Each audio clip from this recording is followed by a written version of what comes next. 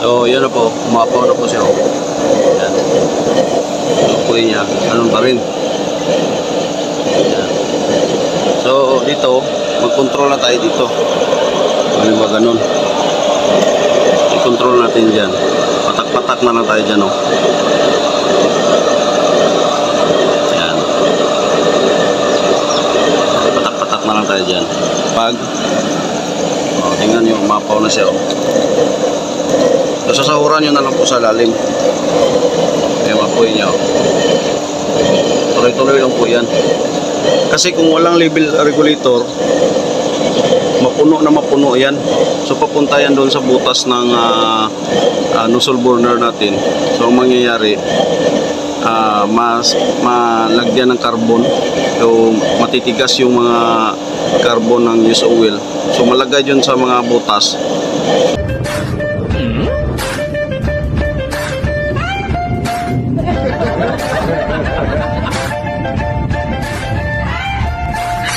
Please subscribe naman guys, maawa kayo sa monkey.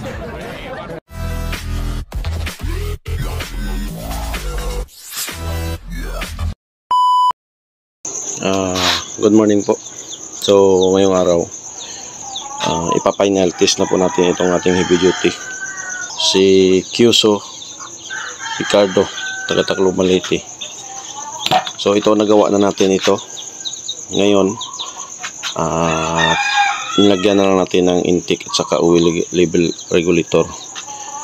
So pasensya po sa mga ito na po yung mga mga LPG mod, ginawa na po natin. So nakagawa na tayo ng chamber burner. So isi-setting lang natin. Iunahin ko muna itong kay sir, iti-test fire ko ito ngayon kasi natapos ko naman ito. So bali ngayon, pag order niya, so ibibigay ko ito kasi nagawa ko na ito dati pa sa akin to so ibibigay ko na lang sa kanya para magamit na niya sir. So ito sir, ito po yung intake niya. Ang tangke niya dito ko muna ilagay, no? Ispatan ko muna dahil nag-usap naman tayo na si sir na lang po maglagay ng patungan doon kasi sa kabila yan ilalagay. Kasi kung magsiping, kung lagyan ko ng paa, ma-disturbo po. So ginawa ko, nispatan ko muna dito, lang muna, pang tawag nito, temporary po muna para itispa natin, makikita ni sir yung apoy. So sir, ito po yung oil level regulator sir.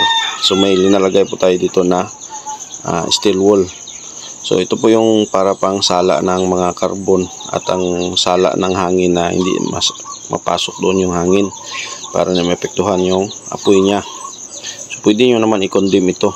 Pwede nyo naman i-condemn. So pero mas malaki kasi yung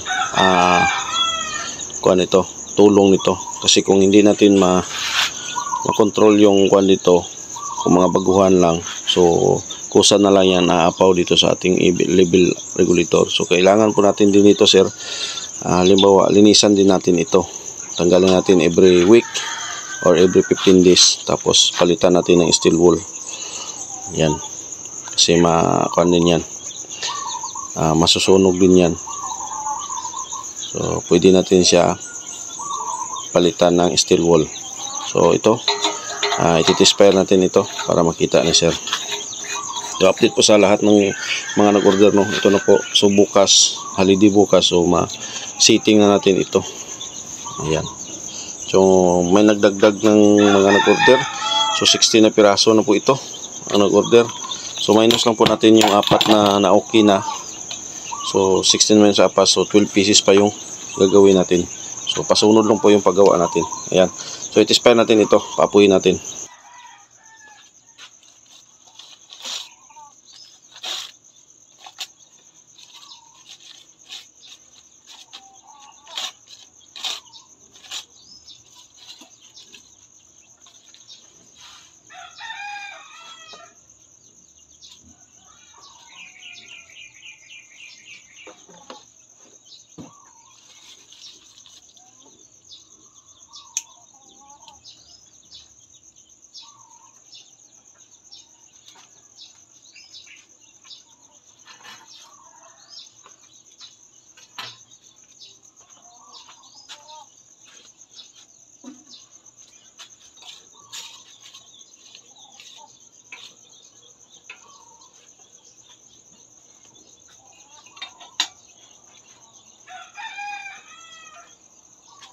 So, iuna po natin yung blower niya.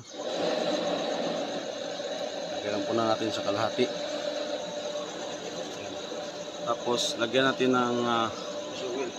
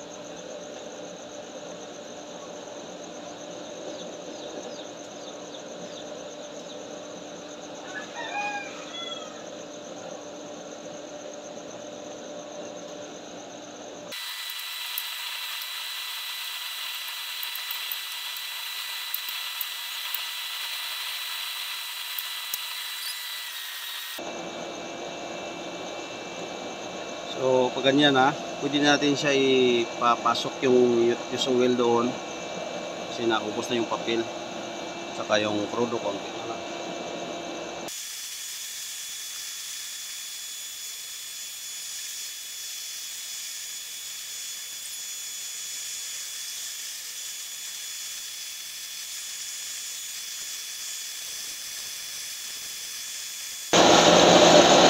Ayan, pag nakuha na natin yung pan doon, medyo malapit na siya sa may oil level regulator, pwede na natin yan salangan.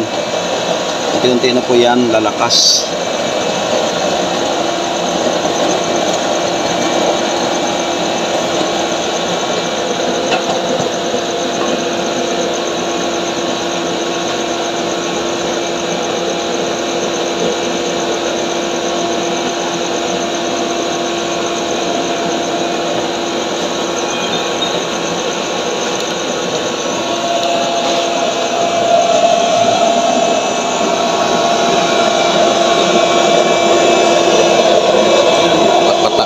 Dito.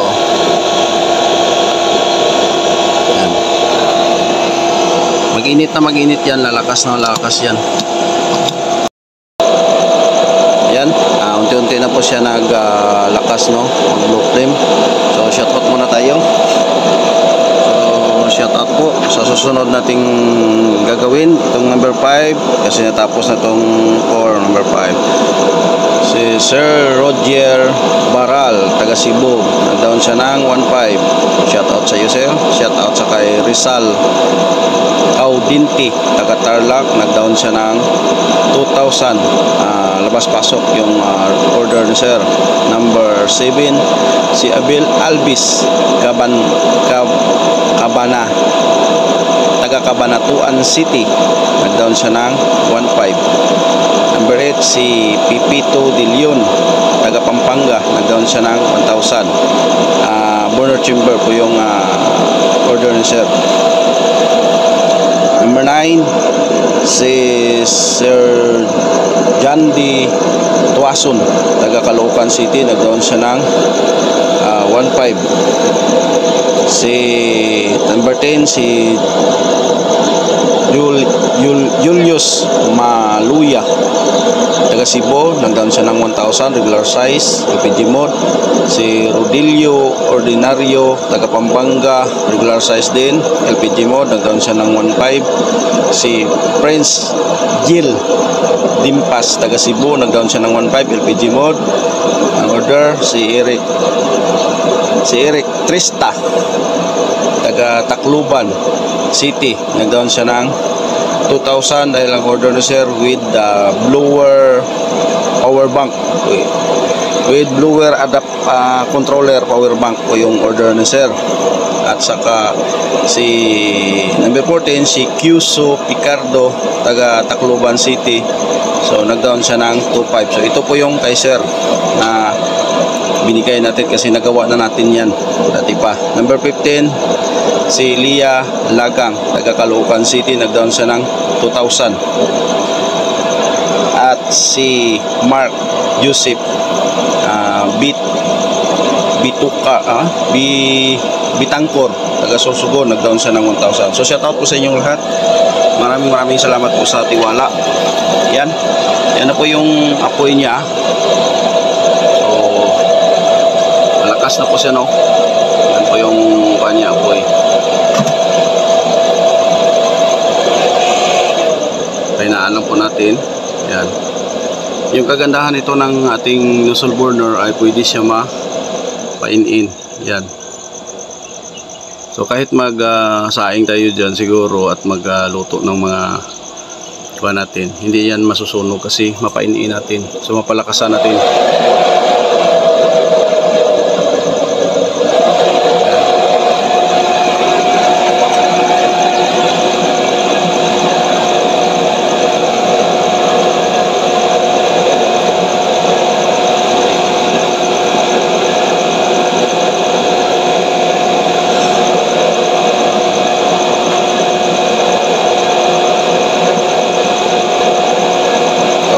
Siyang kumulo, tayin na lang natin siya magkulo.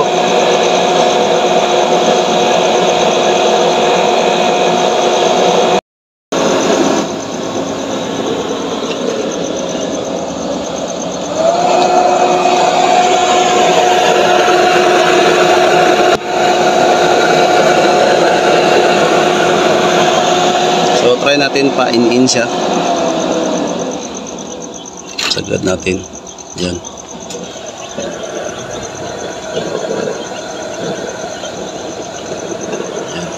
At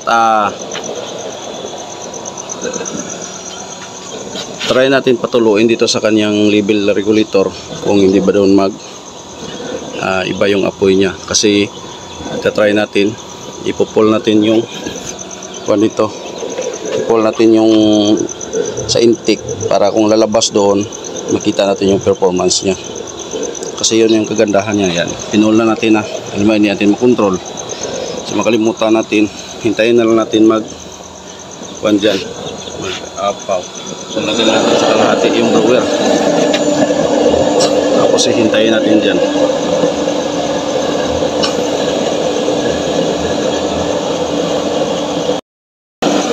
So yun na po, umapaw na po siya. Yan. Yung apoy niya, ganun pa rin. Yan. So dito, mag-control na tayo dito. Ano ba ganun? I-control natin dyan. Patak-patak na lang tayo dyan, oh. Yan. Patak-patak na lang tayo dyan. Pag tingnan nyo, umapaw na siya, oh. So sasahuran nyo na lang po sa lalim. Yung apoy niya, oh. Tuloy-tuloy lang po yan.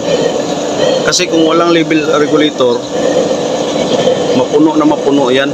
So papunta yan doon sa butas ng nozzle burner natin. So ang mangyayari, mas malagyan ng carbon. So matitigas yung mga carbon ng used oil. So malagay yun sa mga butas. So tagalan, maghina na yung apoy niya. Kaysa mayroon itong level regulator, so dito ka na lang maglinis. So pansamantala na lang ka maglinis doon kasi nang dahil dito sa regulator. Kung gusto mo naman na hindi na para mamatay na yung apaw niya, hinaan mo na lang po dito. So, pwede mo siya i-off muna.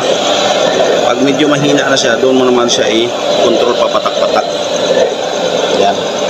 So, Sir Pico Picardo. So, ito na po sir yung order niyo, sir. So, yan. Malakas po yan, sir. So, kahit pahinaan natin, nagbo-blow din siya. So, yan sir, pwede natin ipipint yan. Tapos, papadala ko na po sa inyo. So, shoutout po sa lahat ng mga gumagawa ng Kalano. Maraming salamat sa suporta nyo. Sa mga subscriber natin, maraming salamat.